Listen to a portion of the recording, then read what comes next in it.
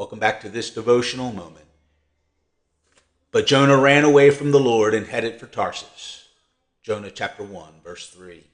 The weight of the call. God's call is not always convenient, but it is always consequential. Each of us responds differently to the call of God. Some rise, some wrestle, and some will run. But God's call still stands. The call comes with clarity. Now the word of the Lord came to Jonah. God speaks with intention. His word doesn't come to impress, but to instruct. The call was specific. Arise, go to Nineveh, and cry out against it. The call confronts our comfort. It says, but Jonah rose and fled to Tarsus. Jonah's response was flight, not faith. Like Moses, Jonah had conflict with the call. But unlike Moses, Jonah didn't just question, he ran. Sometimes the hardest part of obedience is not understanding the call, but accepting it. Sometimes the hardest part of obedience, again, is not understanding the call, but accepting it.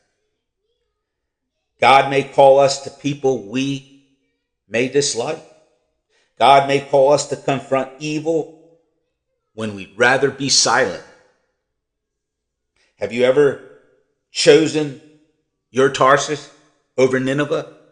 Running doesn't remove the responsibility. The call comes with a cost. He paid the fare and went down to Joppa.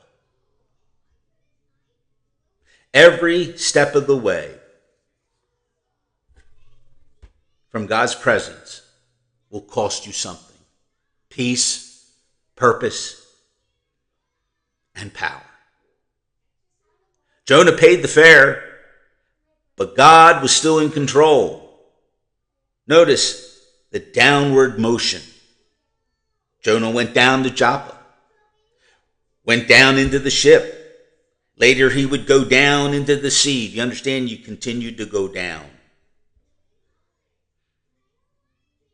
And further down into the belly of the fish, which God prepared. Disobedience may not destroy you immediately, but it always takes you down. The call is followed by pursuit. He ran away from the presence of the Lord. Jonah fled, but God followed. The storm wasn't punishment, it was pursuit. God's grace chases those he calls, not to destroy them, but to realign them.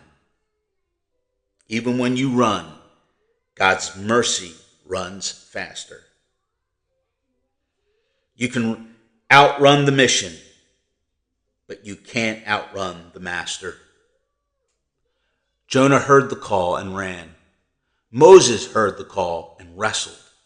Isaiah heard the call and said, "Here I am, send me."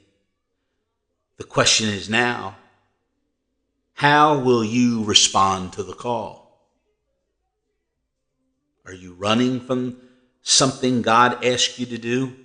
Are you in a place where you know you are away from the presence of the Lord? Today, the call still stands. Return to your Nineveh. The same God who called you is the same God who will empower you. I hope this has been a blessing to you. And if it has, let me know. And until then, have a great day.